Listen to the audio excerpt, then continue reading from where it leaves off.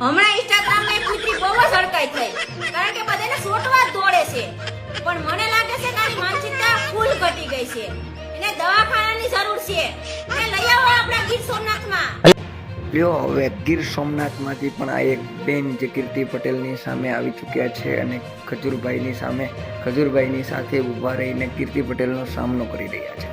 તેમણે આજે જણાવી દીધું છે કે તેઓ પણ ખજૂરભાઈ માટે કેટલો પ્રેમ ધરાવે છે અને તેમણે આજે કીધું છે કે ઇન્સ્ટાગ્રામમાં આવી રીતે બની રહ્યું છે જે દરેક વસ્તુ અત્યારે તમને જાણો છો એ મુજબ કે દિવસે ને દિવસે ખજૂરભાઈ અને કીર્તિ પટેલ વાળો વિવાદ વકરતો જ જાય છે અને એમાં કીર્તિ પટેલ દ્વારા પણ રોજને રોજ નવા ને નવા ખુલાસાઓ કરવાની વાત થઈ રહી છે, જેની અંદર જે ખજૂરભાઈ વિશે નવા ખુલાસાઓ કરવા માગે છે અને જેમાં કીર્તિ પટેલ કંઈક નવું ને નવું લઈને આવે છે, જેનાથી આ વિરોધ વકરી જ રહ્યો છે અને રોજ નવા ચહેરાઓ અને નવા લોકો અત્યારે ખજૂરભાઈની સાથે ઊભા રહેવા માટે તૈયાર થઈ શકે છે અને દરરોજ નવા લોકો આવી જ રહ્યા છે અને ખજૂરભાઈનો પ્રેમ દિવસે ને દિવસે વધતો જ જાય છે. આમ કીર્તિ પટેલની સામે વિરોધ કરવા માટે ઘણા જ લોકો આવી ગયા છે અને અત્યારે આ બેન ગીર સોમનાથથી આવ્યા છે. અત્યાર સુધી ઘણા બધા ચહેરાઓ આવ્યા હતા અને એમાં અત્યારે એક નવો ચહેરો કે જે ગીર સોમનાથના એક દીકરી છે જેમણે અત્યારે દેખાડ્યો.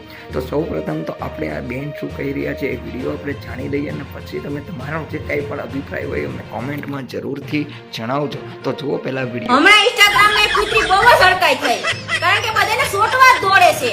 પણ મને લાગે છે કે આની માનસિકતા ફૂલ ઘટી ગઈ છે. એને દવાખાનાની જરૂર છે. એને લઈ આવો આપણા ગીર સોમનાથમાં. આપણે પોપટમાં એને ફ્રીમાં સારવાર અપાઈશું. જલ્દીથી લઈ આવો.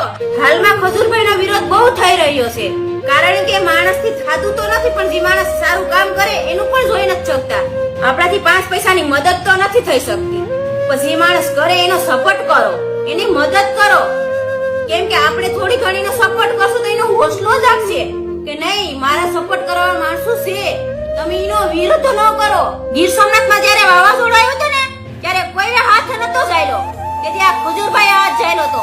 માણસને રહેવા મકાન પણ નતા, તેથી આ ખજૂરભાઈએ મકાન બનાવીને આપ્યા હતા.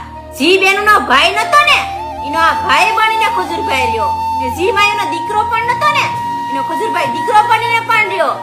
કે હું તો માનું છે કે ઉપરથી ભગવાન આવે કે ન આવે, પણ આ દુનિયામાં માનો તો ખજૂરભાઈ જેવો ભગવાન કોઈ પણ નહીં બની શકે. જય હો ખજૂરભાઈ.